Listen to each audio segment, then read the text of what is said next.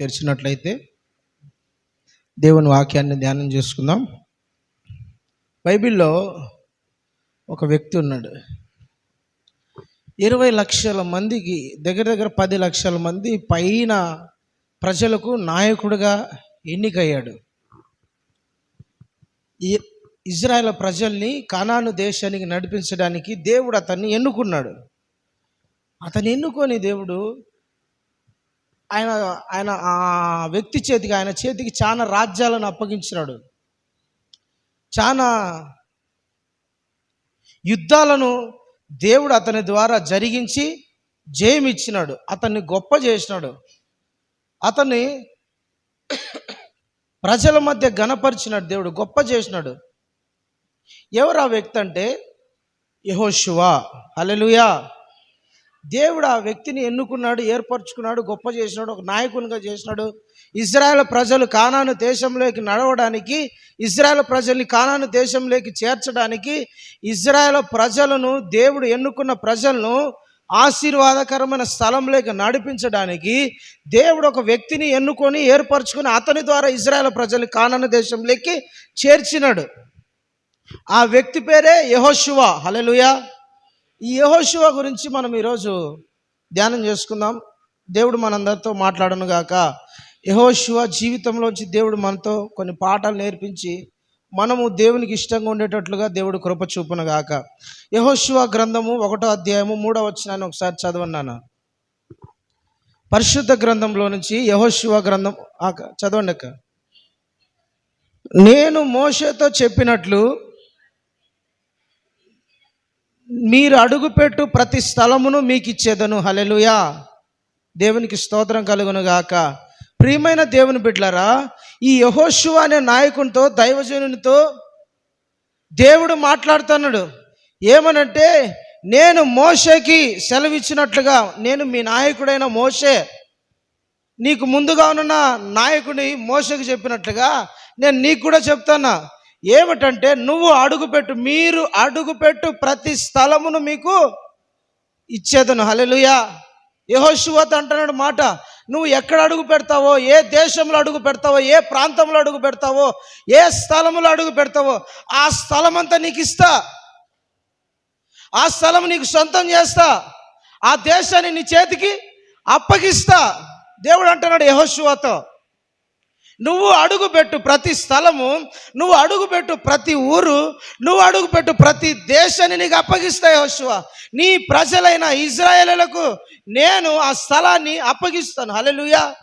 దేవుడు ఒక వ్యక్తితో చెప్తున్న మాట, నువ్వు అడుగుపెట్టే ప్రతి స్థలం నీదైపోతుంది. నువ్వు సంచరించే ప్రతి దేశము నీదైపోతుంది. మనం అనుకుంటాం, ఇంత కడప జిల్లాలో 7 రోడ్లు సర్కిల్లో ఒక అడుగు స్థలం ఉన్నా చాలు కదా అనుకుంటాం. ఇంత పెద్ద, ఇంకా కొంతమంది అయితే ఇల్లు లేని వాళ్ళు, కడపలో సొంత ఇల్లు లేని వాళ్ళు ఏమనుకుంటారంటే, ఒక అడుగు స్థలం ఉన్న వాళ్ళ బంధువులు, వాళ్ళ తెలిసిన వాళ్ళు ఎవరైనా వచ్చి చాలా సంవత్సరాల తర్వాత పరిచయం మాట్లాడినప్పుడు, ఏమక్క, ఏమన్నా, లేదంటే ఏదో ఒక వరుసతో పెట్టి పిలిచి మాట్లాడినప్పుడు, ఏమన్నా స్థలం ఉన్నారా, ఒక అడుగున్న స్థలం ఉందా అని అడుగుతారు. లేనోళ్ళు అయితే అనుకుంటా అంటారు, ఒక అడుగు స్థలం ఉన్నా కూడా బాగునిందు, 1 సెంటు స్థలం ఉన్నా కూడా బాగునిందు, ఏదో ఒక ఇల్లున్నా బాగునిందు అని మనం అనుకుంటాం. కానీ దేవుడు యెహోషువతో ఏం చెప్తారంటే, నువ్వు అడుగుపెట్టు ప్రతి స్థలము నీకు ఇస్తా. హల్లెలూయా. అడుగుపెట్టే ప్రతి స్థలం. దేవుని బిడ్డలారా, యెహోషువ జీవితంలో ఇంచుమించు 12 కాదు, ఇంకా ఎక్కువే, నేను కొన్ని 12 దేశాలను స్వాధీనపరుచుకున్నాడు. అతను అడుగుపెట్టిన ప్రతి దేశం అతనికి సొంతమైపోయింది. దేవుడు అతన్ని అటు ఆశీర్వదించినాడు. అతను అడుగుపెట్టిన ప్రతి ఊరు, ప్రతి గ్రామం, ప్రతి దేశము దేవుడు అతనికి అప్పగించేసినాడు. అతనికి దేవుడు తోడుగా ఉండి, అతన్ని దేవుడు నడిపిస్తా, బలపరుస్తా, అతనికి ఎవరైనా ఎదురు తిరిగితే దేవుడు వాళ్ళని లేకోకుండా చేసి, యెహోషువకు మాట ఇచ్చిన ప్రకారంగా యెహోషువ అడుగుపెట్టిన ప్రతి స్థలంలో దేవుడు యెహోషువకు విజయాన్ని ఇచ్చినాడు. దేవునికి స్తోత్రం. ఒక వ్యక్తికి దేవుడు తోడుగా ఉన్నాడంట. ఒక వ్యక్తిని దేవుడు ఆశీర్వదిస్తున్నాడు. ఒక వ్యక్తితో దేవుడు మాట ఇస్తున్నాడు. నువ్వు అడుగుపెట్టే ప్రతి స్థలము నీదే. మనం అడుగుపెట్టిన ప్రతి స్థలం, మనము ఎక్కడైనా అడుగుపెట్టినా మనం అనుకుంటాం చాలాసార్లు, ప్రభా ఈరోజు ఈ ఆఫీస్కి పోతానా ప్రభా, లేదా ప్రభా ఈ బ్యాంకుకి పోతానా ప్రభా, లేదంటే ఈ పలానా పనికి పోతానా, పోయేటప్పుడు ప్రభా నాకు తోడుగోడు, నాకు సాయం చేయి ప్రభా, ఆడికి వెళ్తానా వాళ్ళతో నువ్వు మాట్లాడు, నువ్వు పని చేయి, నువ్వు కార్యం చేయి ప్రభా, నువ్వు అక్కడ ఇన్వాల్వ్గా ప్రభా అని మనం ప్రార్థన చేసుకుంటాం. కానీ మనతో దేవుడు ఎప్పుడైనా సరే, బిడ్డ నువ్వు పలానా స్థలానికి పో, నేను వాళ్ళతో మాట్లాడతా, నువ్వు పలానా వ్యక్తుల దగ్గరికి పో, నేను వాళ్ళతో నీ పక్షంగా నేనుంటా అని ఏ రోజు దేవుడు మనకు వాగ్దానం చేసినాడో లేదో మనకు తెలియదు. కొంతమందికి చేసినాడంట, దేవునికి స్తోత్రం, హల్లెలూయా. ఇప్పుడు దేవుని బిడ్డలారా, మనం అడుగుతాం ప్రభా ఆడిగిరా ప్రభా, ఈడిగిరా ప్రభా, అజ్జయ్ ప్రభా, ఇజ్జయ్ ప్రభా అని. ఈ యెహోషువకు మటుకు దేవుణ్ణి యెహోషువ అడగటంలా, దేవుడే తనతో మాటిస్తున్నాడు. ప్రభా యెహోషువ నువ్వు భయపడద్దు, నువ్వు అడుగుపెట్టు, ప్రతి స్థలము నీకు ఇస్తా. ప్రైజ్ ది లార్డ్, హల్లెలూయా. చూడండి దేవుడు ఒక వ్యక్తిని ఎంత యెహోషువని ఎంత ఆశీర్వదిస్తున్నాడు. రెండోది 6వ వచనం చదవండి, 1వ అధ్యాయం 6వ వచనం. నిన్ను విడువను, నిన్ను ఎడబాయను, నిబ్బరము కలిగి ధైర్యంగా ఉండు.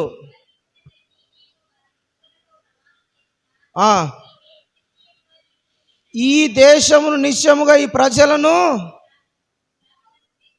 హల్లెలూయా. 7వ అంతేలేక దేవుడు చెప్తాన్న మాట ఏంటంటే, దేవుని బిడ్డలారా, నిన్ను విడువను ఎడబాయను, నిన్ను వదిలిపెట్టను, నిన్ను విడువను, నిన్ను ఎడబాయను. ఒకటేమో దేవుడు అంటున్నాడు, నువ్వు అడుగుపెట్టు ప్రతి స్థలంలో, నువ్వు ఏ స్థలంలో అయితే అడుగు పెడతావో అదంతా నీకు ఇస్తా, ఆ స్థలం నీకు సొంతం అయిపోతుంది. యెహోషువతో దేవుడు ఇస్తున్న వాగ్దానాలు, యెహోషువకు దేవుడు చెప్తున్న వాగ్దానాలు చూడండి, ఆశీర్వాదాలు ఎలా ఉన్నాయో. నువ్వు అడుగు పెట్టే ప్రతి స్థలం నీకు ఇస్తా అంటున్నాడు. రెండోది ఏమంటాడు, నిన్ను విడువను, నిన్ను ఎడబాయి, నిన్ను వదిలిపెట్టను, నిన్ను విడిచిపెట్టను, నిన్ను ఎడబాయను, నేను నీకు ఎప్పుడు తోడుగా ఉంటా, నేను ఇప్పుడు నిన్ను నడిపిస్తూ ఉంటా, నేను నీ పక్షంగా ఉంటా, నీతో ఉంటా, నిన్ను విడిచిపెట్టను. హల్లెలూయా. దేవుని గురించి రాయబడిన మాట ఏంటంటే, దేవుని బిడ్డలారా, ఇజ్రాయేలులను కాపాడుతున్న దేవుడు కునుకడు. చెప్పండి, ఇజ్రాయేలును కాపాడుతున్న దేవుడు కునుకడు, నిద్రపోడు. ఆయన మన దేవుడు అంటే కునుకడు. మన దేవుడు ఎవరు?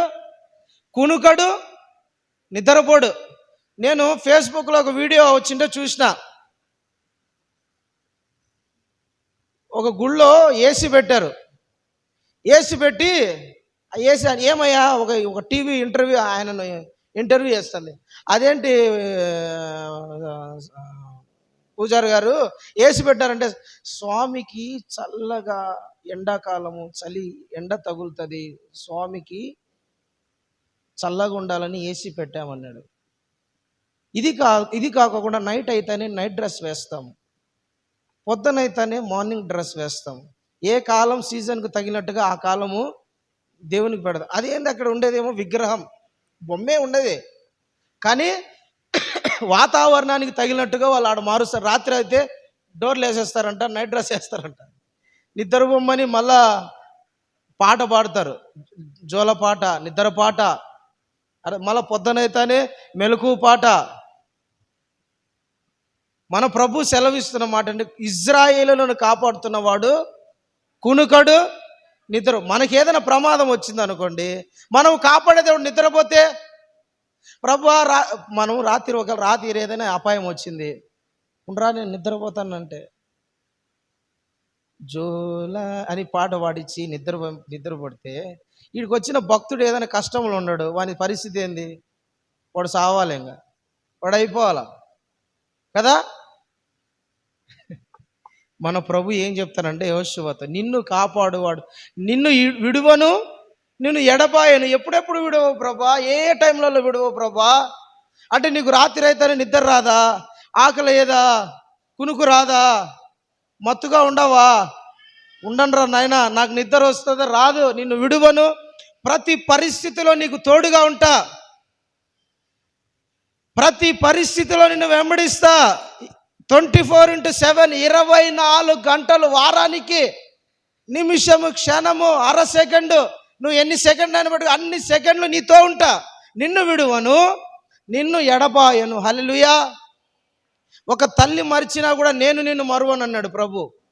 ఒకని తల్లి వానిని మరిచినను నేను నిన్ను మరువను. తల్లి మరుస్తుంది అంటే మరిచే టైం రావచ్చు, కానీ దేవుడు అంటున్నాడు, నేను నిన్ను మరువను, నేను నిన్ను విడువను, నిన్ను ఎడబాయను. హల్లెలూయా. దేవుడు, ప్రియమైన దేవుని బిడ్డలారా, మనకు కూడా ఈ వాగ్దానం వర్తిస్తుంది.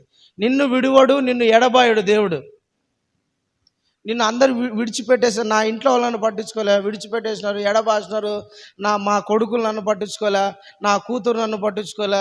ఇన్ని రోజులు సాకి పెద్ద చేసి ఆస్తులు ఇచ్చి అంతస్తులు ఇచ్చి అన్నీ చేసి పెట్టినా కూడా నాకు ఇంత బువ్వ పెట్టేవాళ్ళు లేరు, ఇంత భోజనం పెట్టేవాళ్ళు, సరిగ్గా చూసుకునే వాళ్ళు లేరు. నన్ను ఎడబాసినారు. ఎప్పుడో నెలకో సంవత్సరాన్ని ఓసారి పట్టించుకుంటారు అనుకొని నువ్వు అనుకుంటానవేమో. దేవుడు నీతో చెప్తాన మాట ఏంటంటే, నిన్ను విడువను, నిన్ను ఎడబాయను. ఎప్పటి వరకు అంట? ముదిమి వచ్చు వరకు నేను నిన్ను ఎత్తుకొని ముద్దాడుతాడంట. హల్లెలూయా. నీ కొడుకు నిన్ను ముద్దాడడు, నీ కూతురు నిన్ను ముద్దాడదు.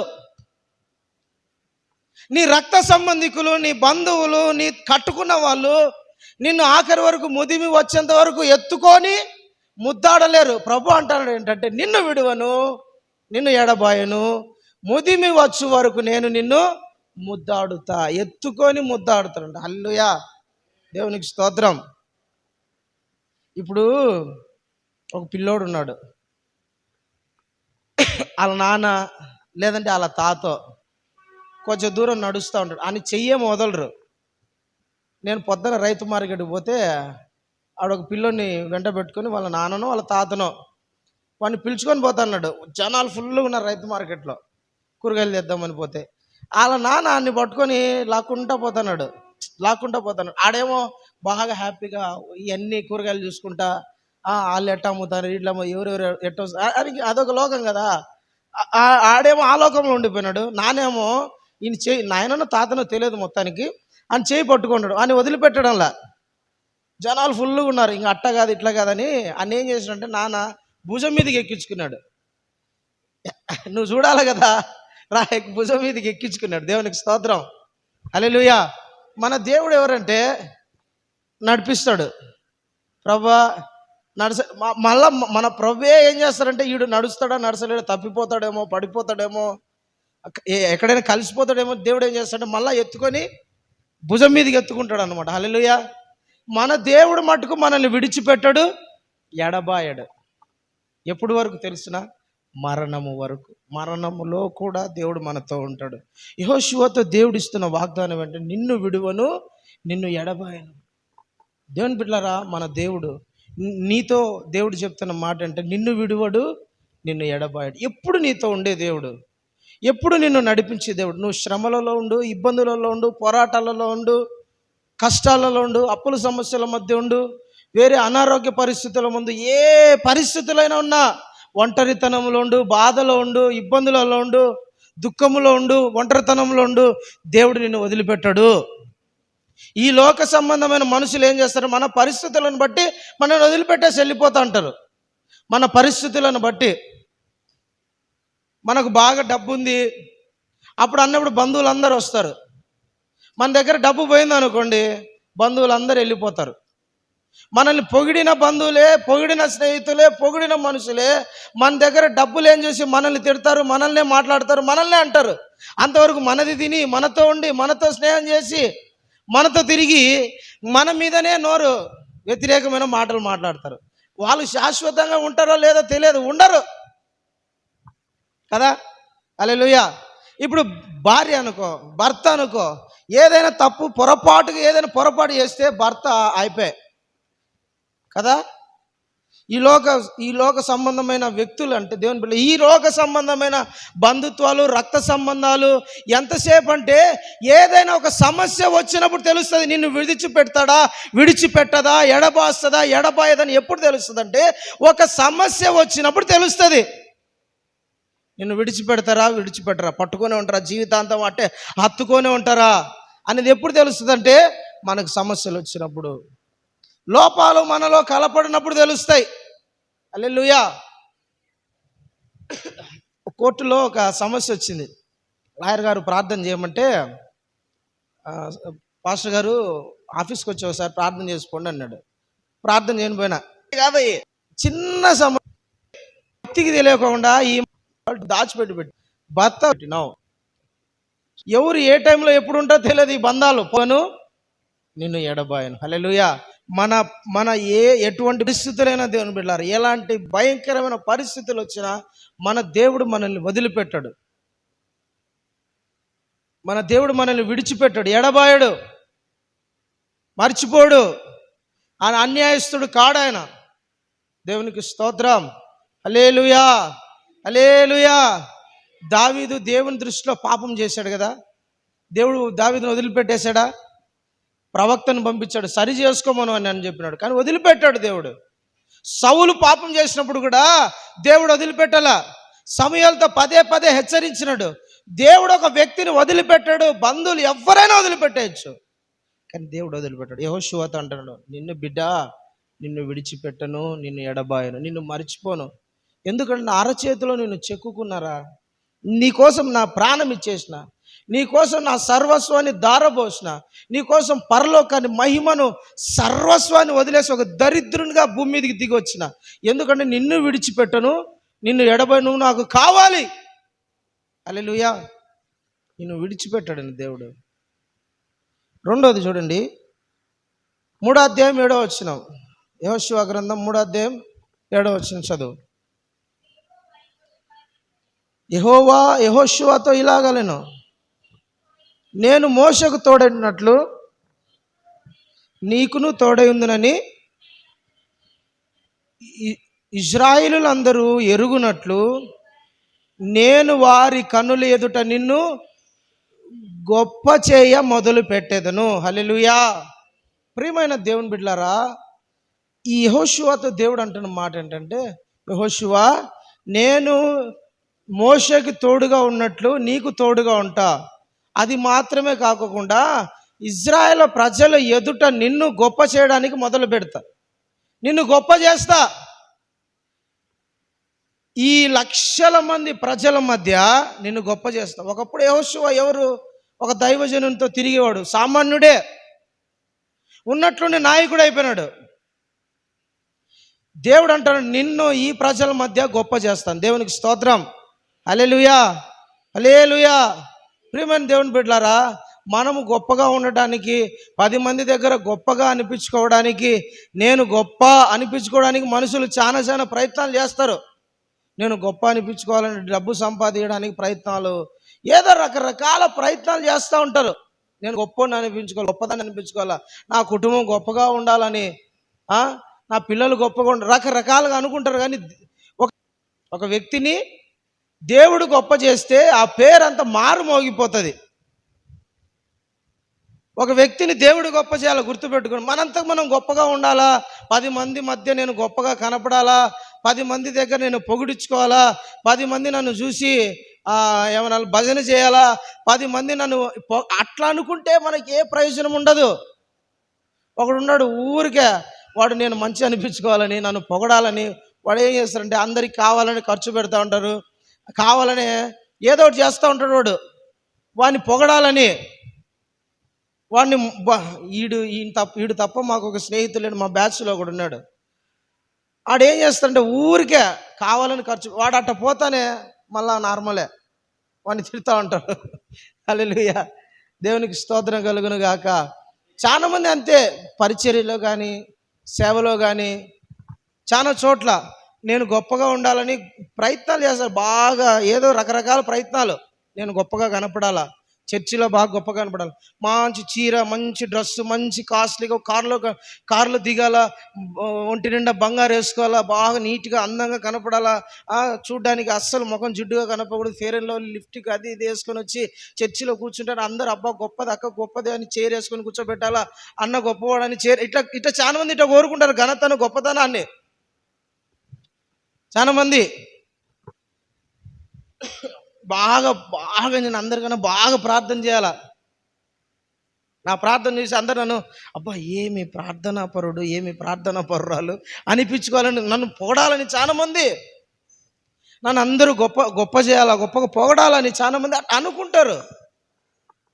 కానీ ఒక వ్యక్తిని దేవుడు గొప్ప చేయాలి. హల్లెలూయా. ఒక వ్యక్తిని దేవుడు గొప్ప చేయడం మొదలు పెడితే వాళ్ళుండే ఊర్లో స్నేహితుల మధ్య తిట్టిన నోర్లు, దూషించిన నోర్లు, వ్యతిరేకంగా మాట్లాడిన నోర్లు అన్నీ పొగట్టడం స్టార్ట్ చేస్తాయి. దేవుడు ఒక వ్యక్తిని గొప్ప చేస్తే, దేవుడు ఒక వ్యక్తి, ఇప్పుడు ఉదాహరణ చెప్తా చూడండి. ఒక వ్యక్తిని దేవుడు గొప్ప చేస్తే ఎట్టుంటుంది అనేది మీకు ఉదాహరణ చెప్తాను. ఒక వ్యక్తికి ఒక ఆమెకు 5 మంది భర్తలు, 5 మంది భర్తలు, 5 మందిని వదిలేసింది. ఇప్పుడు ఒకడు 6వ వాడు ఉన్నాడు. ఆమె దగ్గరికి యేసు ప్రభు వచ్చినాడు, సువార్త చెప్పినాడు, వినింది, మార్పు చెందింది, మనసు మార్చుకునింది. ఇట్లాంటి ఆమెను ఊర్లో ఎవరైనా గౌరవిస్తారా? చెప్పండి. ఇట్లాంటి ఆమెను ఎవరైనా ఊర్లో గౌరవిస్తారా?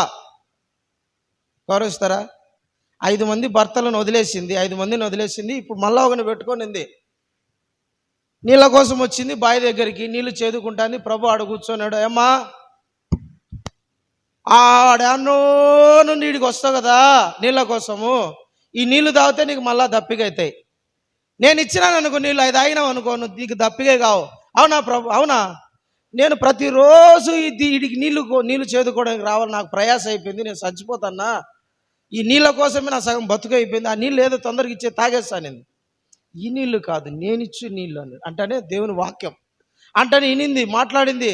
కొద్దిసేపు దేవుని మాటలు విని పసిగట్టేసింది. అమ్మో, ఈయన మామూలుడు కాదు, ప్రవక్త అయిన యేసయ్య మా కోసం రాబోతున్న మెస్సయ్యను గుర్తుపట్టి మనసు మార్చుకొని ప్రభు మీద విశ్వాసం వచ్చింది. దేవుడు ఆ బిడ్డను ఆశీర్వదించాడు. ఈ తల్లి ఇప్పుడు ఆమె ఊర్లో మంచి పేరు ఉంటుందా? చెప్పండి. ఉంటుందా? ఇప్పుడు మన ఊర్లో వీళ్ళు పిల్లగాళ్ళు ఉంటారు, యవనస్తులు.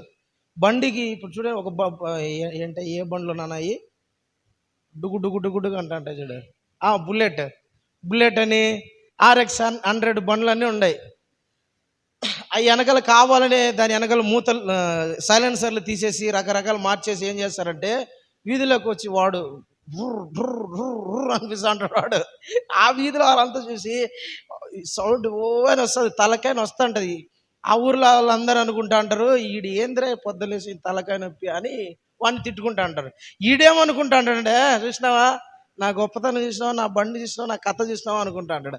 నీ ఊర్లో ఎవరైనా సరే అని వాడు ప్రతిసారి అట్టే చేస్తాడు అనుకోండి. కావాలని ఇండ్ల ముందరకు వచ్చి సౌండ్ అట్ట అనిపిస్తా తలకాయ తింటాను అందరు తలకాయ తింటున్నాడు. వాడిని ఊర్లో ఎవరైనా దగ్గర తీసుకుంటారా? వాడిని ఎవరైనా బాగా మంచోడని అనుకుంటారా?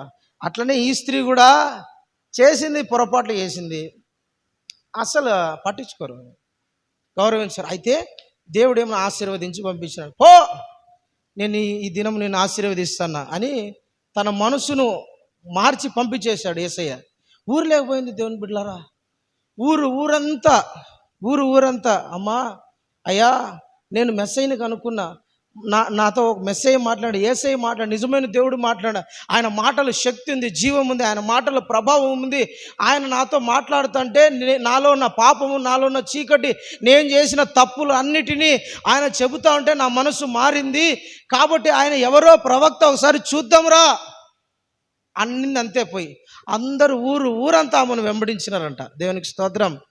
అంటే ఒక పేరు లేని స్త్రీని దేవుడు, ఒక వ్యక్తిని గొప్ప చేస్తే దేవుడు ఆ వ్యక్తిని ఊరు వెంబడిస్తుంది. హల్లెలూయా. దేవుని బిడ్డలారా, మనం ఘనత పొందుకోవాలని, మనం గొప్పగా ఉండాలని ప్రయత్నం చేసుకుంటే ఎప్పుడు గొప్పలు కాలం.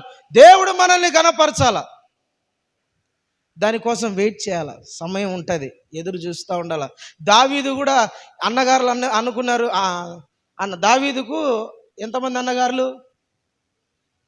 6 మంది అన్నగారులు. దావీదు 7వ వాడు కదా, 8 మంది.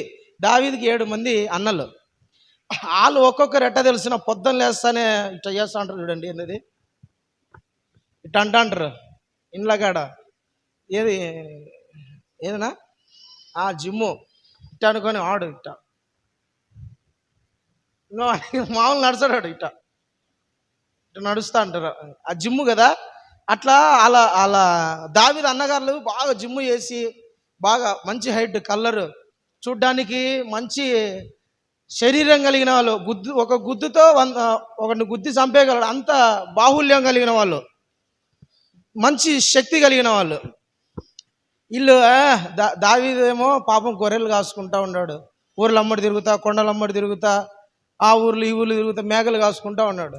వీళ్ళు అనుకున్నారే, చూసినా కథ చూసినావా, నా రాజరికం చూసినావా, నేనేరా యుద్ధంలో పాల్గొన్న దావీదు అన్న ఒకసారి కత్తెనే పట్టుకునేది కాదురా ఇది అది అని ఏదో అనేవాళ్ళు. దేవుని బిడ్డలారా, వీళ్ళే పొగుడుకుంటా ఘనత తెచ్చుకుంటా సౌలు అందరూ. ఒకరోజు రానే వచ్చింది, ఏది గొల్యాతు ఎదురుగా నిలబడినాడు. గొప్పతనం తెలిసిపోతుంది కదా.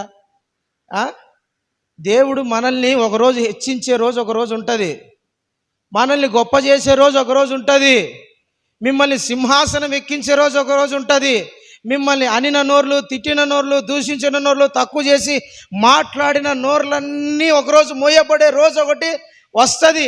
ఆ రోజు కోసం మీరు ఎదురు చూస్తూ ఉండాల. రానే వస్తే దేవుడు మీకు ఒక అవకాశం ఇస్తాడు. ఆ అవకాశంలో కూడా మీరు యుద్ధం చేయాల్సిన పనుల, దేవుని పక్షముగా మీరు నిలబడితే దేవుడు మిమ్మల్ని గొప్ప చేస్తాడు. దావీదు వాడెంతరా, నేను దేవుని బిడ్డను, ఇజ్రాయెల్ యెహోవా పక్షముగా నేను నిలబడిన వాడిని. ఒక్కని ద్వారా దేవుడు ఒక యుద్ధాన్ని జయించినాడు. మనల్ని దేవుడు గొప్ప చేసి ఒక రోజు వస్తుంది. హల్లెలూయా. దేవుని బిడ్డలారా, యెహోషువతో దేవుడు చెప్తున్న మాట ఏంటంటే, నేను నిన్ను గొప్ప చేస్తా, నేను నిన్ను గొప్ప చేస్తా.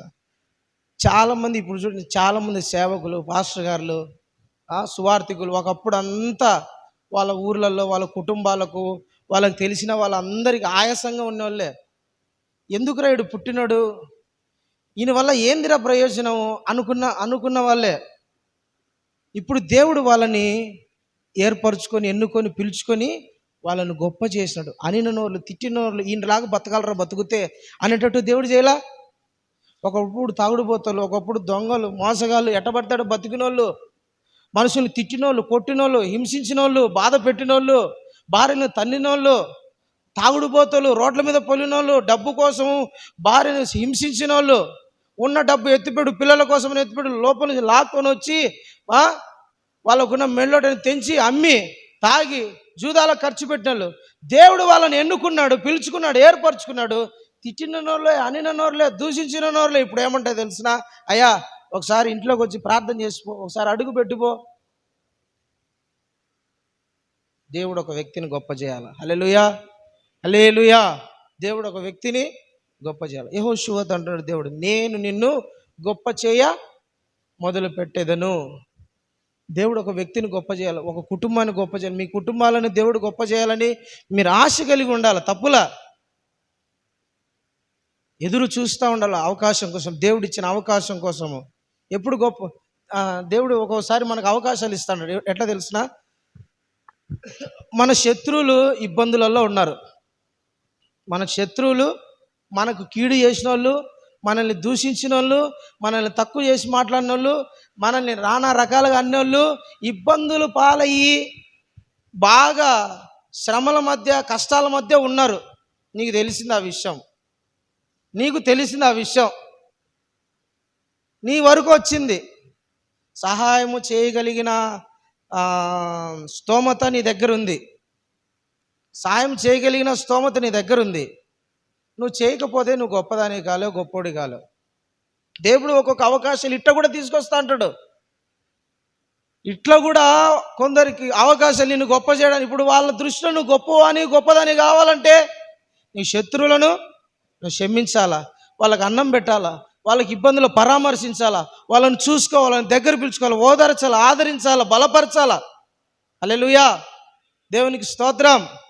అప్పుడు నీ గొప్పతనం బయటపడిపోతుంది. అరే నేను అన్నే తిట్టినా, దూషించినా, రకరకాల మాటలు మాట్లాడినా, నానా మాటలు అన్నా, లేనిపోని మాటలు అన్నా కూడా ఈ తల్లి ఏంది, అన్నేంది, ఎక్కేంది, మళ్ళీ దగ్గరికి పిలుచుకుంటుందని నీ గొప్పతనం బయటపడుతుంది. అప్పుడు లేదు అదనింది నేను అనాలా, వాడన్నాడు నేను అనాలా, వాళ్ళు నాకు సాయం నేను ఎందుకు చేస్తా, వాళ్ళు పడినారు వాళ్ళు నన్ను ఏమంటారు, నాకు ఇబ్బందులు ఉన్నప్పుడు వాళ్ళు నవ్వుకుంటా నేను నవ్వుకోవాలా, ఇట్లాంటి అనుకో ఉండేది కూడా పోతుంది. దేవుని బిడ్డలారా, దేవుడు మనల్ని ఘనపరిచే రోజు ఒకటి వస్తుంది. హల్లెలూయా, హల్లెలూయా. యెహోషువతో దేవుడు అంటున్న మాట, నేను నిన్ను గొప్ప చేయ మొదలు పెట్టేదను. Praise the lord. దేవునికి స్తోత్రం కలుగును గాక. మూడవది యెహోషువ గ్రంథము 6వ అధ్యాయము 27వ వచనం చదవండి.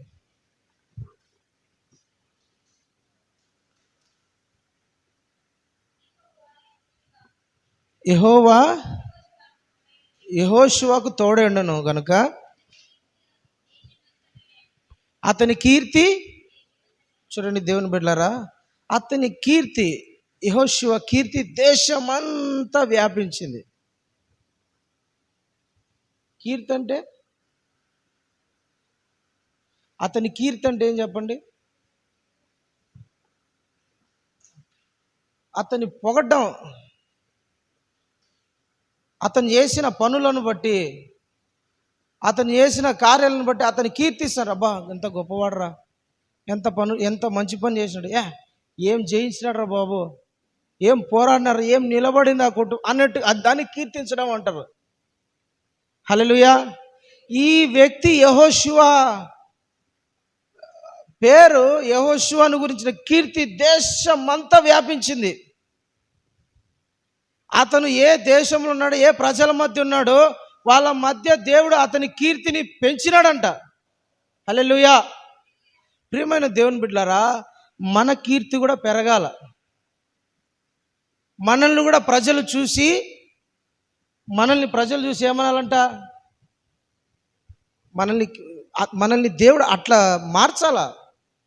మన కుటుంబాలను చూసి, మనల్ని చూసి వీళ్ళు ఎంత గొప్పగా బ్రతుకుతున్నారు, ఎంత మంచిగా బ్రతుకుతారు, ఏ విధమైన లోక ఆచారం సాంప్రదాయాలు ఎటువంటి రకాల ఈ లోకపరంగా వీళ్ళు బ్రతకడంలే, వీళ్ళు ఒక ప్రత్యేకంగా బ్రతుకుతారు, జీవిస్తున్నారు, ఎవరి జోలికి పోరు, ఏ కొట్లాటలో తలదూల్సరు, ఎవరితో ఊరికే లేనిపోని మాటలు మాట్లాడరు. వీళ్ళు ఒక పద్ధతి కలిగిన జనులు అన్న కీర్తి దేవుని బిడ్డలారా మనను గురించి మన వీధిలో రావాలా, మన బంధువుల మధ్య రావాలా, మన రక్త సంబంధికుల మధ్య రావాలా, మనం ఉంటున్న ప్రాంతంలో రావాలా మన కీర్తి. దేవునికి స్తోత్రం కలుగును గాక. హల్లెలూయా, హల్లెలూయా. అట్లా పెరిగిపోవాలి మనకి. ఇప్పుడు నేను చాలా సంవత్సరాల తర్వాత మా వాళ్ళు ఊరికి పోయా. చాలా సంవత్సరాల తర్వాత పోవడమే మా అవ్వ ఏం చెప్పిందంటే, అందరికీ మా మనోడు పాస్టర్ అయినాడు అని చెప్పడం స్టార్ట్ చేసింది. నేను ఆడిపోతానే, అందరూ వచ్చి చుట్టూ కూర్చున్నారు. ఎవర్రా వీళ్ళంతా నాకు తెలియదే, ఒకరేమో అల్లుడు అంటారు, ఒకరేమో నాయన అంటారు, ఒకడేమో మనవడా అంటారు. ఏంది అసలు ఇలా, ఏంది నేను మాట్లాడతానా, బాగున్నారు, నువ్వు బాగా ప్రార్థన చేస్తూ ఉంటావు కదా నాయన, నువ్వు బాగా పాటలు పాడుతూ ఉంటావు కదా నాయన, నువ్వు బాగా వాక్యం చెప్తూ ఉంటావు కదా నాయన, ఒకప్పుడు అట్టుండేవాని అంటావు కదా నాయన, ఇప్పుడు మారినావంటే ఎట్ట మారినాయనా, ఈ పనికి మాలను నువ్వు చెప్పు నాయన, ఈ పనికి మాలిన దానికి చెప్పు నాయన అంటారు. ఈడు మా ఆయనకు చెప్పు నాయన, ఎట్టో కూడా మారుతాడు. ఈయన యవనస్తులందరినీ తల్లులు పిలుచుకొని వస్తున్నారు, రారా కూర్చోబెట్టేది.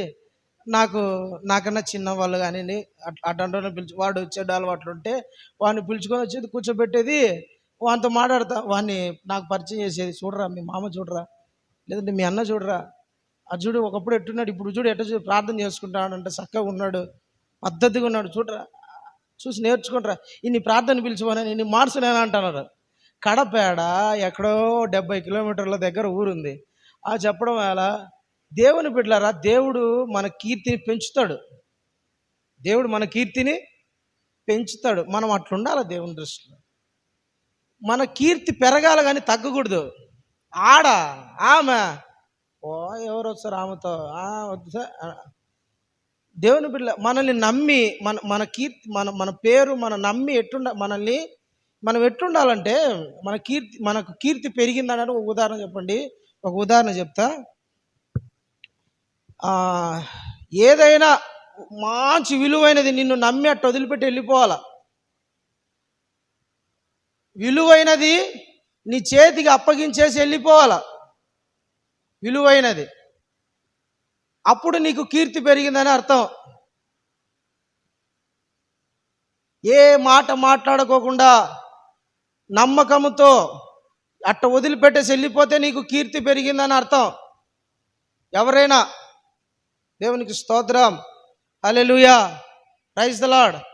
ఈ వ్యక్తి గురించి అంటే ఈ వ్యక్తి పేరు, ఈ వ్యక్తి గురించిన గొప్పతనం అంతా దేశమంతా తెలుసుకునింది. దేవునికి స్తుతి. అట్లా మనం దేవునికి అప్పగించుకోవాలి. దేవుడు మన కీర్తిని కూడా పెంచుతాడు, మనల్ని కూడా దేవుడు గొప్ప చేస్తాడు, మన పేరు కూడా మారుమోగేటట్టు చేస్తాడు, మన పేరు కూడా ఉన్నతంగా ఉండేటట్టు చేస్తాడు, మన కుటుంబాలను కూడా దేవుడు అట్లా చేస్తాడు. హల్లెలూయా. ఆ ఇంటికి పోతే ఎన్ని రోజులు పోయినా కాదనక అన్నం పెడతారు, బాగా చూసుకుంటారు, ప్రేమగా చూసుకుంటారు, ఆదరిస్తారు, ఓదారుస్తారు, దగ్గరికి తీసుకుంటారు అనే కుటుంబాలుగా మన కుటుంబాలు పేరు పొందాలి. దేవుని బిడ్డలారా, మనం పేరు పొందాల, మన కీర్తి అట్లా వ్యాప్తి చెందాలి. ఆ ఇంటికి వద్దులేరా, పిల్లికి బిచ్చం పెట్టదు ఆయన అనకూడదు, పిల్లికి బిచ్చం పెట్టదు. అది ఏం సామెత నాకు తెలియదు, కానీ ఆ మాట చాలా ఉంది, పిల్లికి బిచ్చం పెట్టదు. ఆ ఇంటికి వద్దు పోరానైనా సల్ పోతే నీళ్ళు కూడా ఇవ్వరు అసలు అన్నట్టుగా, అసలు పట్టించుకోరు, ఏం మర్యాదలా ఏంలా ఉంటారట. ఒక రాములో, ఒక రీములో, ఒకరు సెల్ ఫోన్, ఒకరు టీవీ, ఒకరు ఏం పట్టించుకోరు అన్నట్టు ఉండకూడదు. మన కీర్తి పెరిగిపోవాలి. హల్లెలూయా, హల్లెలూయా. అట్లా పెరిగేటట్టు దేవుడు మనల్ని ఆశీర్వదించును గాక. 4వ చూడండి, యెహోషువ గ్రంథంలోని 10వ అధ్యాయము 12 నుంచి 14 వచనాలు ఒకసారి చదవండి.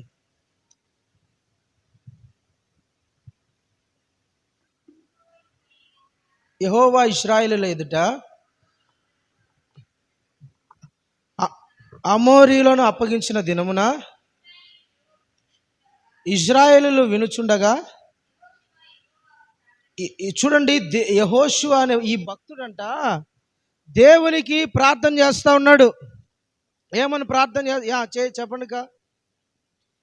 సూర్యుడా నీవు గిబియోనులో నిలువుము, చంద్రుడా నీవు అయ్యోనులో లోయలో నిలువుము అని యెహోవాకు ప్రార్థించను.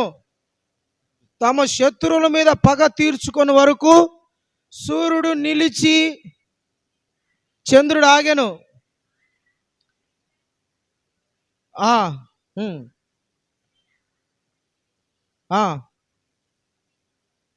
యెహోవా 14 చదువుతాను చూడండి. యెహోవా ఒక నరుని మనవి వినిన ఆ దినము వంటి దినము ముందే గాని తర్వాతే గాని ఉండలేదు. హల్లెలూయా. ప్రియమైన దేవుని బిడ్డలారా, యెహోషువ ప్రార్థన చేశాడు. నా వైపు చూస్తాను. యెహోషువ ప్రార్థన చేశాడు. నా వైపు చూస్తానండి. యుద్ధం జరుగుతుంది. ఈ యుద్ధంలో యెహోషువ గెలవాల, ఇశ్రాయేలు ప్రజలు గెలవాల. యెహోషువ ప్రార్థన చేస్తున్నాడు, ప్రభువా మేము యుద్ధం గెలవాలా, మాకు సహాయం చేయని. ఒకే ఒక మాట అన్నాడు, ఇట్ట నిలబడు, సూర్యుడా నువ్వు ఆడ నిలబడిపో, చంద్రుడా నువ్వు నిలబడిపో అంటే 2 నిలబడిపోయినాయి, కదల్లా. ఇంకా సూర్యుడు ఇప్పుడు టైం ఎంత, 12 అనుకోండి. 12 గంటలకు సూర్యుడా నిలబడిపో, చంద్రుడా నిలబడిపో అంటే 12 అట్టే ఉంది. ఎప్పటి వరకు? రేపు పొద్దున్న 12 వరకు. 12 అట్టే వాచ్యము కదులుతుంది కానీ సూర్యుడు కదలడంలే. ఎట్టుండే అట్ట అర్ధ రాత్రి కావడంలో, సాయంత్రం కావడంలో, మిట్ట మధ్యాహ్నం కావడంలో, ఏం కావడంలో నిలిచిపోయినాయి. సూర్యుడు చంద్రుడు నిలబడిపోయినారు, తిరగడం మానేసినాయి 2. హల్లెలూయా. దేవుడు ఒక నరుని ప్రార్థన వినిన దినము వంటి దినం అంట అంతకు ముందు రోజులలో లేదు, అంతకు తర్వాత రోజులలో లేదు. యేసు ప్రభుని పక్కన పెడితే భూమి మీద ఏ భక్తుడు కూడా సూర్యుడు చంద్రుని ఆపలేకపోయినారు. ఒక బీభత్సమైన కార్యం, ఒక బీభత్సమైన ప్రార్థన. దేవుడు ఆ వ్యక్తి ప్రార్థన చూడండి, సూర్యుడిని ఆపేయగలిగిన ప్రార్థన, చంద్రుడిని ఆపగలిగిన ప్రార్థన. యెహోవాకు ఒకడు ఇష్టుడైతే అంట ఆయన ప్రార్థన వింటే సృష్టి ఆగిపోతుంది. దేవునికి స్తోత్రం, హల్లెలూయా. అంటే అంత బీభత్సమైన ప్రార్థన. మనము ప్రార్థన చేస్తాం ఎట్టంటే, ఏదో ప్రార్థన చేయాలంటే చేయాలా, ప్రార్థనకు రండి అంటే రాము, ఏదైనా సమస్య వచ్చినప్పుడు ఆ సమస్యలో కూడా ప్రార్థన చేయడం రాదు కొంతమందికి. సమస్యల గురించి ప్రార్థన చేస్తున్నావు, ఆ సమస్య గురించి ప్రార్థన చేసేటప్పుడు ఆ సమస్య ఎలా పోవాలో కూడా నీకు తెలియాలా, ఎలా పోతుందో తెలియాలా, ఎట్లా ప్రార్థన చేయాలో తెలియాలా, ఎలాగ ప్రార్థన చేయాలో నీకు తెలియాలా. దేవుని బిడ్డలారా, ఒక సమస్య గురించి ప్రార్థన చేస్తున్నావు, మరి ఆ సమస్య నీ ఎందుకని పోవటంలా? ఒక ఇబ్బంది గురించి నువ్వు ప్రార్థన చేస్తావు, ఎందుకని పోవడంలా? యెహోషువ ప్రార్థన దేవుడు విని దేవుడు సూర్యుని చంద్రుని ఆపేస్తున్నాడు. మరి నీ ప్రార్థన ఎందుకని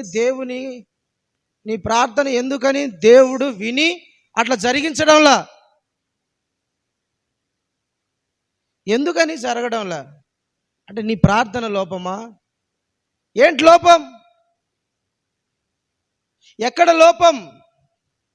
ఇప్పుడు ఈ వ్యక్తి ప్రార్థన చేస్తే సూర్యుడు చంద్రుడు ఆగిపోయినారు కదా. నువ్వు ప్రార్థన చేస్తే ఉన్న సమస్యలు, ఉన్న ఇబ్బందులు, ఇవన్నీ ఎందుకు మారవు, పోవు? అంటే ప్రార్థన లోపం. యోషువ చేసిన ప్రార్థన చూడండి,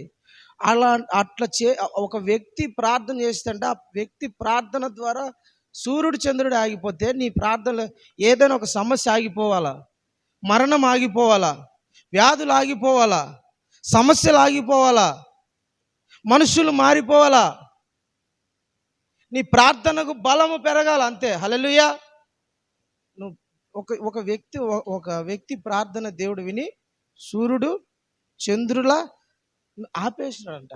అలాంటి ఒక దినం లేదని దేవుని భావం. ఈరోజు కూర్చున్న ఈ వ్యక్తి మారేంత వరకు వదలను అని నువ్వు ప్రార్థన చేయాలా. ప్రభా ఈ సమస్య పోవాలా, ప్రభా ఈ బంధకం పోవాలా, ప్రభా ఈ కష్టం పోవాలా, ఈ వ్యక్తి హృదయం మారాలా అని నువ్వు ప్రార్థన చేయాలా. మన దేవుడు ఇందాక చెప్పిన మన దేవుడు కునుకడు, నిద్రపోడు. నీ ప్రార్థన వింటాడు దేవుడు. అయితే నువ్వు ప్రార్థన చేయాలా. నువ్వు ప్రార్థన చేస్తే నీ ప్రార్థనలో ఉన్న ఆసక్తిని బట్టి దేవుడు కార్యాలు చేస్తాడు. హల్లెలూయా. మనం ప్రార్థన చేయం, ప్రార్థనలో అంటే పోరాడాలి, ప్రార్థనతో ఆసక్తి చేయాలి. ప్రార్థన ఆసక్తి విసుగగా ప్రార్థన చేయాలి. ప్రార్థన చేసేటప్పుడు ఏదో ప్రార్థన చేసినాం, అప్పగించినాం, అయిపోయింది అన్నట్టు వదిలేసి వచ్చేస్తాం. ప్రార్థనలో కూర్చుంటే ఒక సమస్య దేవుడు నీ దగ్గర జవాబు తీసుకునేంత వరకు నువ్వు వదిలిపెట్టకూడదు. ఈ సమస్య ఉంది ప్రభా, ఇబ్బంది ఉంది, లేదంటే నా కుటుంబంలో ఈ వ్యక్తి మారడంలా, లేదంటే ప్రభా ఈ పోరాటం ఉంది, ఈ అప్పు సమస్య ఉంది, ఏదో ఒకటి ప్రభు పాదాల సన్నిధిలో కూర్చుంటే ఆ సమస్యకు జవాబు వచ్చేంత వరకు నువ్వు లేకూడదు, వదిలిపెట్టకూడదు, ప్రార్థిస్తూనే ఉండాలి. హల్లెలూయా. మన దేవుడు మన ప్రార్థనను విని, భక్తుల ప్రార్థన విని దేశాన్ని, రాజధానులను, రాజులను, రాజ్యాలను మార్చేసిన దేవుడు, సింహపు నోలను మూసేసిన దేవుడు కదా. మన ప్రార్థన అంత బలం ఉంటుంది. అయితే మనం చెయ్యం. ఒక వ్యక్తి చూడండి దేవుని బిడ్డలారా, ఒక వ్యక్తిని దేవుడు ప్రేమిస్తే ఎట్టుంటుందంట చూడండి, అతను అడుగుపెట్టు స్థలము అతనిది అయిపోతుందంట.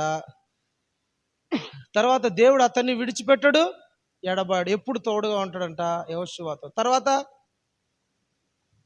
నిన్ను గొప్ప చేస్తాడు, యెహోషువను గొప్ప చేశాడు దేవుడు. తర్వాత అతని కీర్తి దేశం అంతటా వ్యాపించింది. తర్వాత అతని ప్రార్థనను దేవుడు ఘనపరిచాడు. ఇంత గొప్ప దేవుడు, ఇంతగా గొప్ప చేయడానికి, దేవుడు ఇంత ఆశీర్వదించడానికి, దేవుడు ఇంత ఈ వ్యక్తిని నడిపించడానికి, ఇతనిని దేవుడు ఇంతగా బలపరచడానికి కారణాలు ఏమై ఉంటాయి చెప్పండి? ఈ వ్యక్తి అడుగుపెట్టిన ప్రతి స్థలం ఈ వ్యక్తికి ఇస్తా అన్నాడు. నిన్ను విడువను, ఎడబాయను, ఎప్పుడు నీకు తోడుగా ఉంటారా బాబు అన్నాడు. నిన్ను వదిలిపెట్టండ్రా నాయనా, నువ్వు నిద్రపోయినా, నువ్వు పడుకోన్నా, నువ్వు లేచినా, ఆఫీస్లో ఉన్నా, ఉద్యోగంలో ఉన్నా, స్కూల్లో ఉన్నా, బంధువుల మధ్య ఉన్నా, పని చేస్తున్నా, ఆటో ఎక్కడున్నా సరే నేను నిన్ను విడిచిపెట్టను అన్నాడు. నేను నిన్ను గొప్ప చేస్తానన్నాడు. నీ కీర్తి దేశం అంతటా వ్యాపింపజేస్తానన్నాడు. తర్వాత నీ ప్రార్థనను నేను ఘనపరుస్తాను. ఇవన్నీ యెహోషువను దేవుడు ఇంతగా ఆశీర్వదించడానికి కారణాలు ఏమై ఉంటాయి? ఒక వ్యక్తిని దేవుడు ఊరికే ఆశీర్వదించాడు, ఒక వ్యక్తిని దేవుడు ఊరికే గొప్ప చేయడు. ఒక వ్యక్తిని ఊరికే దేవుడు గణపరచాడు. ఒక వ్యక్తి ప్రార్థన దేవుడు ఊరికే కారణాలు ఉంటాయి. హల్లెలూయా. చూద్దాం, త్వరగా ముగించుకుందాం.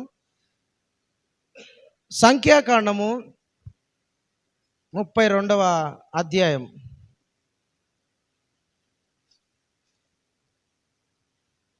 సంఖ్యాకాండము 32వ అధ్యాయము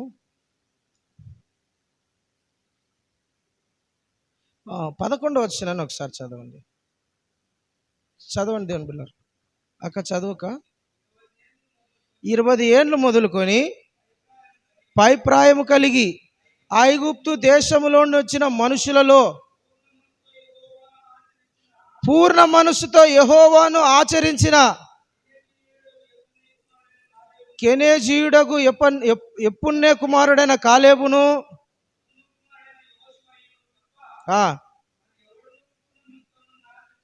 నన్ను ఆచరింపలేదు. హల్లెలూయా. చాలు చాలు చాలు చాలు చాలు చాలు. హల్లెలూయా.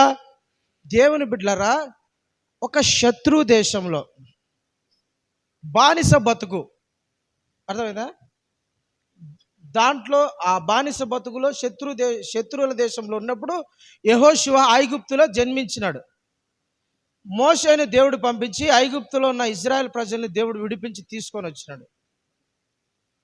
వచ్చినప్పుడు ఈ ఇజ్రాయెల్ ప్రజలందరినీ కానాను దేశానికి నడిపిస్తూ ఉన్నాడు. ఎక్కడ? అరణ్యములు, అంటే ఎడారిలో దేవుడు నడిపిస్తూ ఉన్నాడు. ఎడారిలో చల్లగా ఉంటుందా? చెప్పండి. ఎడారిలో చల్లగా ఉంటుందా?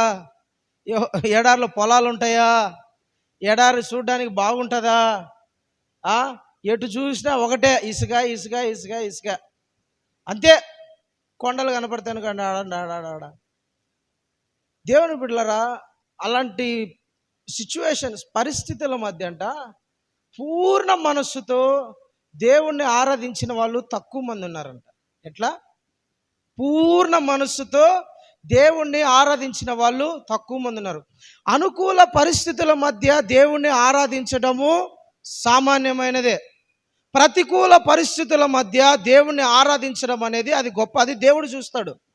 అన్నీ ఉన్నప్పుడు దేవుని వెంబడించడము, ఆరోగ్యం ఉన్నప్పుడు, అన్నీ ఉన్నప్పుడు దేవుణ్ణి వెంబడించడము అది దేవుడు చూడడు. కానీ నీకున్న పరిస్థితులు, వ్యతిరేకమైన పరిస్థితులు, అనారోగ్యము, పేదరికం, ఒక పక్క బాధ, ఇబ్బందులు, పోరాటాలు, కష్టాలు, వాటిలో కూడా నువ్వు ప్రభువును వెంబడిస్తా అంటే దాన్ని చూస్తాడు దేవుడు.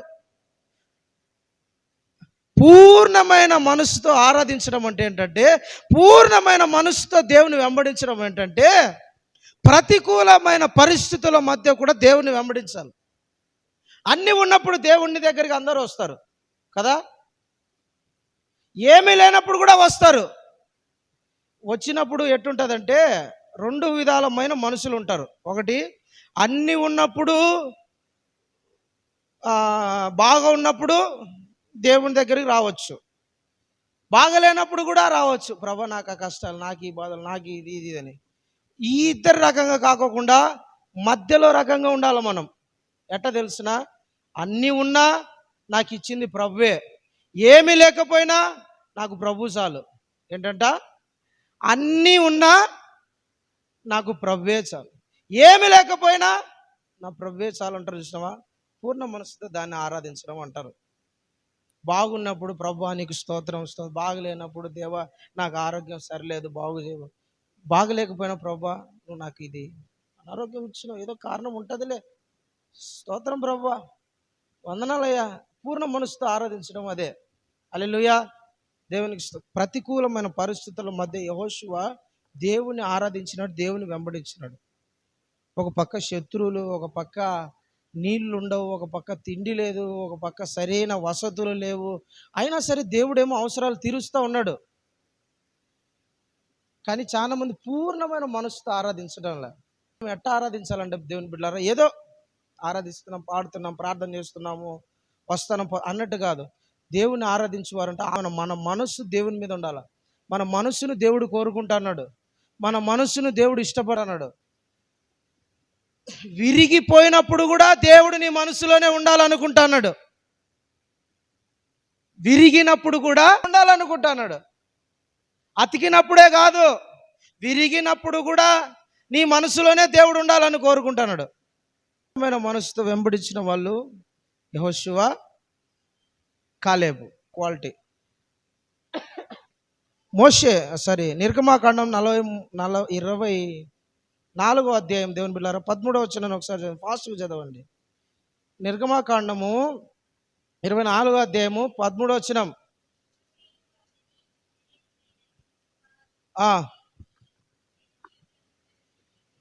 హల్లెలూయా. చూడండి దేవుని బిడ్డలారా, మోషే ఈ యెహోషువ ఎట్లాంటి వాడు అంటే దైవజనుని వెంబడించేవాడు. చెప్పండి ఎవరు? రెండోది ఏంటంటే ప్రార్థన అంటే బాగా ఇష్టం ఉన్నాడు. దేవుని మీద ఇష్టం ఉన్నాడు, ఆటోమేటిక్గా ప్రార్థన మీద ఇష్టం ఉంటుంది. దేవుని మీద ఇష్టం ఉన్నాడే ప్రార్థన అంటే ఇష్టం ఉండదు. దేవుని మీద మనస్సు లేని వానికి, భక్తిహీనులకు, దేవుని మీద ఆనుకొని వాళ్ళకు ప్రార్థన అంటే ఆసక్తి ఉండదు. ప్రార్థన ఎవరికంటే ఆసక్తి ఉంటుందంటే దేవుని బిడ్డలారా, దేవుని మీద మనస్సు పెట్టిన వాళ్ళు, దేవుని ఆత్మతో సత్యముతో ఆరాధించే వాళ్ళు మాత్రమే ప్రార్థనను కూడా ప్రేమించగలరు. మోషే కొండకు పోతున్నాడు, అయ్యా నేను పోయి ప్రార్థన చేసి వస్తా పోతానంటేనే ఈ యెహోషువ మోషేతో పాటు ఎంతవరకు వెళ్ళినాడంట? కొండ వరకు పోయినాడు. కొండ అంటే ఏంటి అర్థం? దాని కొండ అంటే బైబిల్ భాషలో, ప్రవచన భాషలో, ఆత్మ సంగతులను ధ్యానించే విషయంలో కొండ అంటే శిఖరపు అనుభవము, వైరాగ్యపు జీవితానికి సాదృశ్యము, దేవునితో సహవాసం చేసే అనుభవము, భక్తిలో ఒక ఉన్నతమైన అనుభవం అని అర్థం. యెహోషువ కొండ వరకు పోయినాడు. హల్లెలూయా. దేవుని మీద మనసు. మూడో క్వాలిటీ తొందరగా చెప్తాను నేను. 32వ అధ్యాయము 17వ వచనం చదవండి దేవుని బిడ్డలారా.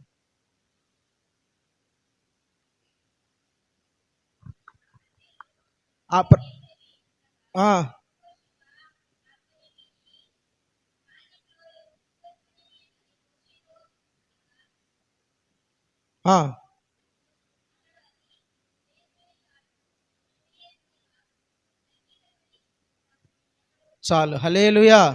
చూడండి దేవుని బిడ్డలారా, మోషే కొండకి ఎక్కాడా? 40 రాత్రింపగళ్ళు ప్రార్థన చేస్తా ఉన్నాడు. ఎన్ని రాత్రులు? 40 రాత్రింపగళ్ళు ప్రార్థన చేస్తా ఉన్నాడు. ప్రార్థన చేస్తుంటే యెహోషువ మోషేతో పాటు, ఈ దైవజనుని సేవకునితో పాటు కొండ ఎక్కినాడు. కొండ ఎక్కలేదు కానీ కొండ కింద కూర్చొని ఉన్నాడు, కనిపెట్టుకొని ఉన్నాడు.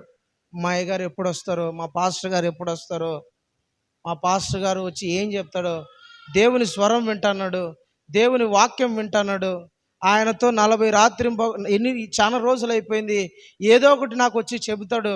దైవజనుని కోసం ఎదురు చూస్తూ ఉన్నవాడు యెహోషువ. దైవ సేవకుని కోసం కాచుకొని ఉండాలా. ఏం మాట చెప్తాడో, ఏం మాట మాట్లాడతాడో, ఏం వాక్యం చెప్తాడో, ఏం ఆశీర్వదిస్తాడో, ఏమని ప్రార్థన చేస్తాడో కాచుకొని ఉండాలా దేవుని బిడ్డలారా. యెహోషువ సేవకుని కాచుకొని ఉండేవాడు. యెహోషువ సేవకుని కనిపెట్టుకొని ఉండేవాడు. యెహోషువ దైవజనుని వెంబడించేవాడు. యెహోషువ సేవకుని పట్ల మంచి మనసు కలిగి ఉండేవాడు. ప్రజలందరూ ఒక ఎత్తు అయితే యెహోషువ మటుకు దైవజనుని వెంట వెళ్ళేవాడు, కాచుకొని ఉండేవాడు. పాస్టర్ గారంటే ప్రేమ, అభిమానము. అందుకనే 40 రోజులు ఆయన కొండ మీద ఉన్నా 40 రోజులు ఇంటికి కూడా పోకోకుండా యెహోషువ కింద ఉన్నాడు. అక్కడ ఏ ధ్వని వినపడుతుందో, ప్రజలు సస్తానారా, విగ్రహారాధన చేసుకుంటున్నారా, డ్యాన్సులు వేసుకుంటారా, తాగుతున్నారా, వ్యభిచారం చేసుకుంటున్నారా, మోసం చేసుకుంటారా, ఏం చేసుకుంటారా, ప్రజలతో అవసరంలా. నా దైవజనుడు నాకు కావాలా. హల్లెలూయా. నా దైవజనుడు నేను కాచుకొని ఉండాలా. ప్రజలతో నాకు సంబంధంలో ఏ ధ్వని వినపడుతుందో నా ధ్వని దగ్గరికి పోలా యెహోషువ. వాళ్ళతో నాకు అవసరంలా. నాకు కావాల్సిన నా దైవజనుడు, నా పాస్టర్ గారు, నా సేవకుడు, అతన్ని నేను కనిపెట్టుకొని ఉండాలా. అతడు నన్ను నడిపిస్తాడు. హల్లెలూయా. ప్రజలతో సంబంధం కాదు ఉండాల్సింది ఒక విశ్వాసికి. దేవునితో ఉండాలా, సేవకునితో ఉండాలా. ఒక వ్యక్తికి సంబంధం. లోకంలో ఏం జరుగుతుంది? లోకంతో పరిగెత్తుకుంటా, లోకంతో రాజీ పడుకుంటా, లోకం తింటా, తిరుగుతా, ఎంజాయ్ చేస్తా, డ్యాన్సులు వేసుకుంటా, సినిమాలకు పోతా, తప్పుడు పనులు చేసుకుంటా, వాళ్ళతోనా నీకు స్నేహం? దైవజనునితోనా? వాళ్ళతోనా నువ్వు ఉండాల్సింది? దైవజనునితోనా? దైవజనుడా ముఖ్యం లోకమా? ఎవరు నీకు కావాలి? అహరోను కూడా అక్కడ ప్రజల్లో ఉండిపోయినాడు, కానీ యెహోషువ మట్టుకు మోషేని కనిపెట్టుకొని ఉన్నాడు. హల్లెలూయా, ప్రైజ్ ద లార్డ్.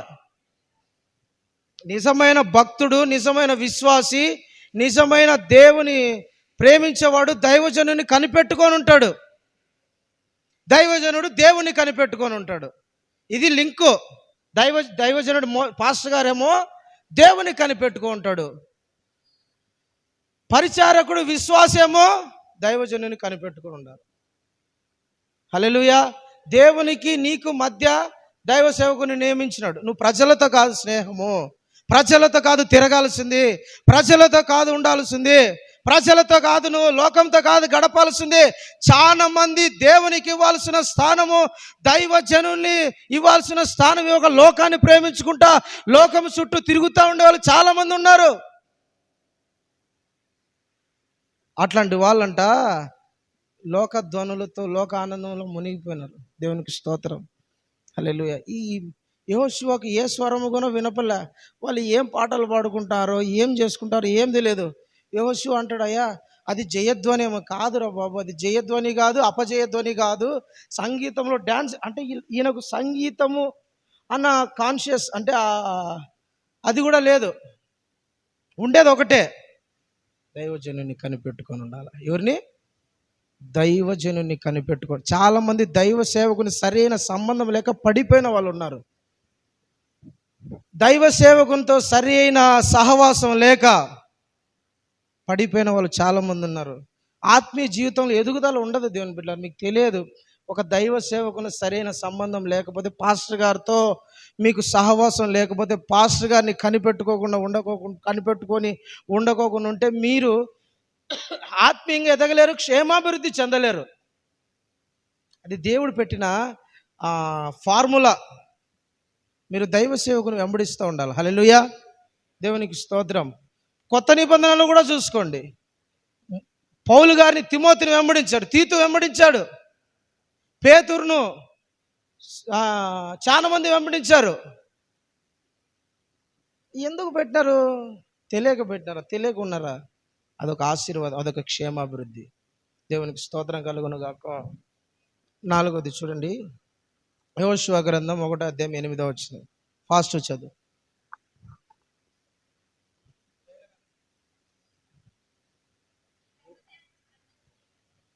ఈ ధర్మశాస్త్ర గ్రంథమును నీవు బోధింపక తప్పిపోకూడదు, దానిలో వ్రాయబడిన వాటన్నిటినీ చేయుటకు జాగ్రత్త పడునట్లు.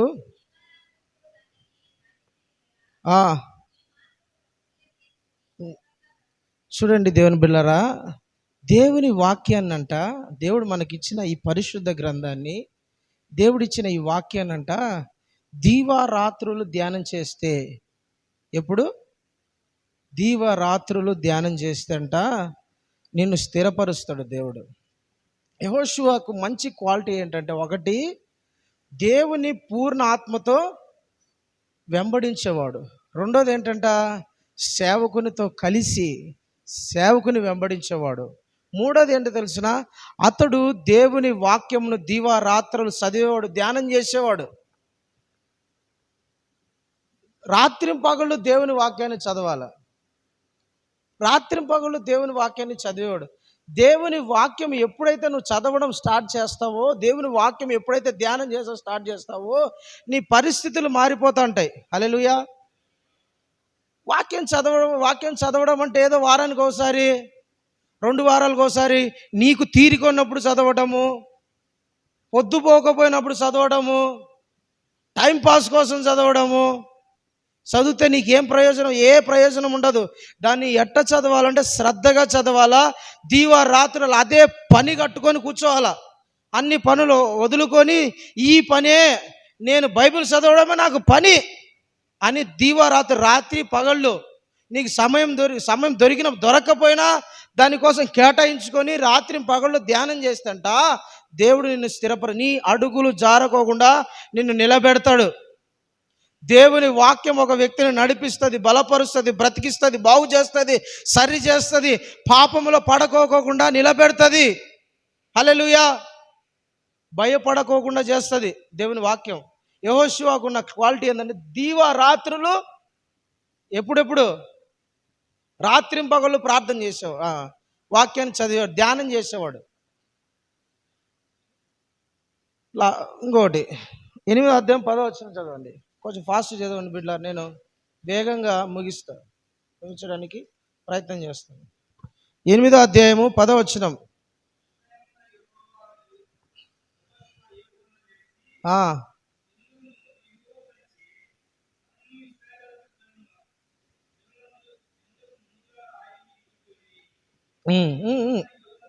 చాలు. హల్లెలూయా. నాయకుడు యెహోషువ ఎన్ని గంటలకు లేచేవాడంట? బాగా చదవండి. ఉదయం వేరు, వేకు వేరు. వేకు ఉదయం అంటే మళ్ళా 8 గంటలకు ఉదయం వస్తుంది, 9 గంటలకు ఉదయమే వస్తుంది, 7కు ఉదయమే వస్తుంది కదమ్మా, 10 గంటలకు ఉదయమే వస్తుంది. వేకువనే లేచి జనులనంట ఏం చేసేవాడు? సిద్ధపరిచేవాడు. హల్లెలూయా. ఎప్పుడు లేయాలా మనం? ఎప్పుడు లేయాలా? గుడ్డలు ఉతకడం, బోగులు కడుక్కోవడం, సరే అయ్యారు టీ తీసుకొని రా అది చేయాలా, లేదంటే అట్టా వాకింగ్ వెళ్ళొస్తా. కొంతమంది అయితే పొద్దున్న లేస్తానే ఫోన్ చూసుకొని ఈరోజు ఎవరు చచ్చిపోయినారు, ఈరోజు ఎవరు బతికినారు, ఈరోజు ఏం న్యూస్ ఈ చూడాలా, లేకుంటే రాత్రి ఎవరు ఏం మెసేజ్ పెట్టినారు ఈ చూసుకోకుంటే వాళ్ళకి ఆ రోజంతా జరగదు. ఇంకా కొందరికి వేకువ జామునే లేచిన వెంటనే ప్రార్థన చేయాల. Praise the Lord. ప్రార్థన చేసి నీ కుటుంబాన్ని సిద్ధపరచుకోవాలి. నువ్వు యెహోషువ లేచిన వెంటనే తన చుట్టుపక్కల ఉన్న ప్రజలందరినీ సిద్ధపరిచినాడు యుద్ధానికి. నువ్వు కూడా ఉదయాన్నే లేచిన వెంటనే నువ్వు ప్రార్థన చేసుకోవాలా. నువ్వు ప్రార్థన చేసుకొని నీ కుటుంబాన్ని సిద్ధపరచుకోవాలా. విలాప వాక్యంలో ఉంది కదా, స్త్రీ ఏం చేయాలంట? రేయి మొదటి జామున లేచి, మొదటి జాము అంటే 3 గంటలకు, రేయి మొదటి జామున లేచి ఆకాశం వైపు కనులెత్తి ఆమె హృదయం అంట కన్నీళ్ళు అంట ఏడుస్తా ప్రార్థన చేయాలి. హృదయాన్ని దేవుని దగ్గర కుమ్మరించి ప్రార్థన చేయాలంట. యోబు ఏం చేసేవాడు? ప్రతి ఉదయమున తన బిడ్డల కోసము ఉదయకాలమున దహన బలి అర్పించేవాడు. తన కోసము, తన పిల్లల కోసం, తన కుటుంబం కోసం ప్రార్థన. ఉదయకాలం ప్రార్థన చాలా ముఖ్యం. కొంతమంది ప్రార్థన చేసి కుటుంబం గురించే చేయరు. ప్రార్థన చేసే గారు కుటుంబాల గురించే, వీళ్ళ కుటుంబం అంటే లెక్కేలే, కుటుంబాన్ని పట్టించుకోరు వీళ్ళు. నేను చాలా మంది ప్రార్థన వింటా కదా, కుటుంబం గురించి ప్రార్థనే చేయరే. కుటుంబం అనే మాట రాదు. అంటే నీ కుటుంబం రక్షించబడడం, ఆశీర్వదించబడడం, కాపాడబడడం, బాగుపడడం నీకు ఇష్టం లేదా? ప్రభా మంచి ఉపదేశం ఉండాలా, బాగుండాలా అంటే ఏ రోజైనా నీ కుటుంబం ప్రభా నా కుటుంబాన్ని స్థిరపరచు, నా కుటుంబాన్ని నడిపించు, బలపరచు, మార్చు, సిద్ధపరచు, కట్టు, ఈ సమస్య తీసే నా కుటుంబాన్ని అని ఏ రోజు నీ కుటుంబాన్ని ఎత్తి ప్రార్థన చేయవే. ఎప్పుడో వారానికి ఒకసారి నా కుటుంబం, మా అమ్మ, మా నాయన, మా అత్త, మా అమ్మ అంతే. ప్రతిరోజు వేకువనే 3 గంటలు లేచి 2 చేతుల పైకెత్తి స్తోత్రం, స్తోత్రం. నిన్ను నువ్వు సిద్ధపరచుకోవాలా.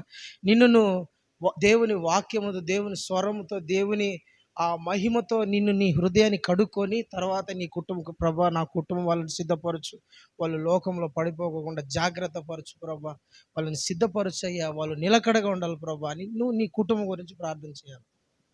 యెహోషువకున్న మంచి లక్షణం చూడండి దేవుని బిడ్డలారా, ఉదయాన్నే వేకువనే లేచి ప్రార్థన చేస్తాడు. హల్లెలూయా. వేకువనే లేచి పనికి పోతాను, వంట వండాలా, కూర చేసుకోవాలా, భోగులు గడగాలి, నా పని ఎవరు చేస్తారు?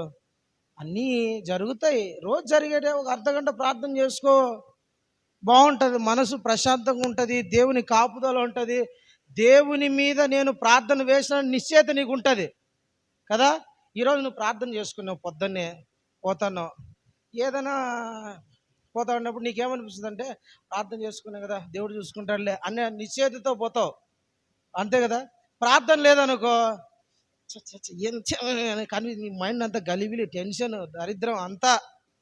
ప్రార్థన చేసుకునే కదా, ప్రభు చూసుకుంటాడులే అన్న నిశ్చయత నీకు ఉంటుంది ప్రార్థన చేసుకుంటే. ఆ నిశ్చయత కన్ఫర్మేషన్ నీకు ఉండాలి కదా. యెహోషువకు మంచి క్వాలిటీ ఏంటంటే, ఉదయాన్నే లేచి ప్రార్థన చేస్తాడు, సిద్ధపరుస్తాడు. హల్లెలూయా. ఇంకో మాట 9వ వచనం, అదే 9వ వచనం చదవండి. 9వ వచనం, 8వ అధ్యాయం 9వ వచనం.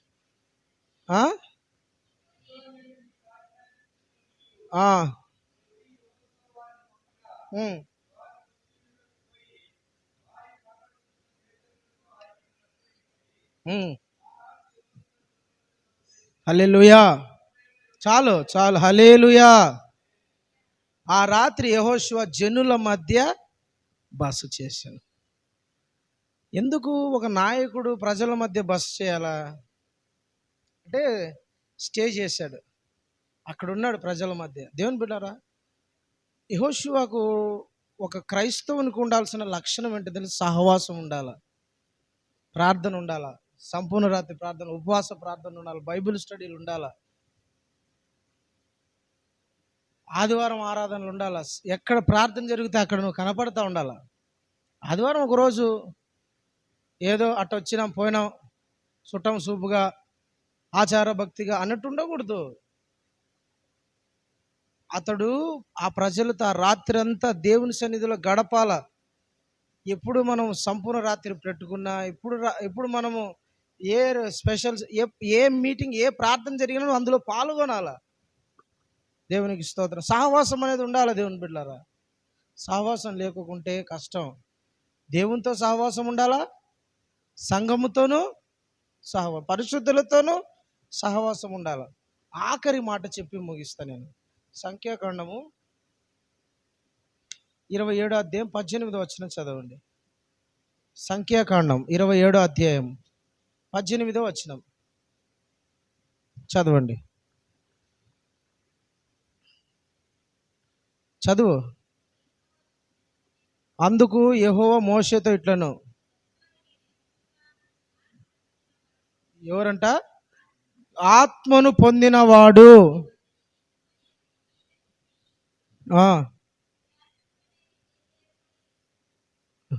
చాలు, హల్లెలూయా. యెహోషువ ఆత్మ కలిగిన వాడు. ఎవరు అంటే, మా అందరికి ఆత్మ లేదా? అది కాదు, పరిశుద్ధాత్మను పొందుకున్నవాడని అర్థం. యెహోషువ మీద దేవుని ఆత్మ ఉన్నాడు. యెహోషువ భక్తుని మీద దేవుని ఆత్మతో నడిపించబడేవాడు. ఒక వ్యక్తి మీద దేవుని ఆత్మ లేకపోతే, దేవుని ఆత్మ దేవుడు ఒక వ్యక్తిలో లేకపోతే, ఆ వ్యక్తి పూర్ణ మనసుతో ఆరాధించలేడు, ఆ వ్యక్తి దేవుని వాక్యాన్ని ధ్యానించలేడు, ఆ వ్యక్తి ప్రార్థన చేయలేడు, సేవకుని వెంబడించలేడు, సహవాసం చేయలేడు, సంఘముతో ఐక్యత ఉండదు, సేవకునితో ఐక్యత ఉండదు, దేవునితో సమాధానం ఉండదు. ఆత్మను పొందుకోవాలి. దేవుని ఆత్మతో నింపబడితే దేవుడు నిన్ను ఎట్లా నడిపిస్తాడు, ఎక్కడ నిలబెడతాడు, ఏం చెప్తాడు, ఎట్లా మనం నడవాలా, ఎట్లా బ్రతకాలా, ఎట్లా ప్రవర్తించాలా, ఎట్లా మాట్లాడాలా, ఎట్లా జీవించాలా, పాపుల మధ్యలో కూడా పరిశుద్ధతను ఏ విధంగా కాపాడుకోగలము, ఇవన్నీ దేవుని ఆత్మ సహాయం లేకపోతే నువ్వు జయించలేవు, ఉండలేవు. యెహోషువ ఆత్మ కలిగిన వ్యక్తి. హల్లెలూయా. మన మీద దేవుని ఆత్మ ఉండాలా, దేవుడు మనలో నివసించాలా, పరిశుద్ధ ఆత్మను పొందుకొని ఉండాలా. అన్నిటికీ ముఖ్యం పరిశుద్ధాత్ముడే. పరిశుద్ధాత్ముడు లేకపోతే భక్తి చేయలేం. పరిశుద్ధాత్మతో నింపబడి ఉండాలా. ఈ చూడండి, 7 రకాల క్వాలిటీస్ యెహోషువలో ఉన్నాయి కాబట్టే దేవుడు అతను అడుగుపెట్టు స్థలము దేవుడు అతనికి ఇచ్చినాడు, అతన్ని గొప్ప చేసినాడు, అతని కీర్తి దేశం.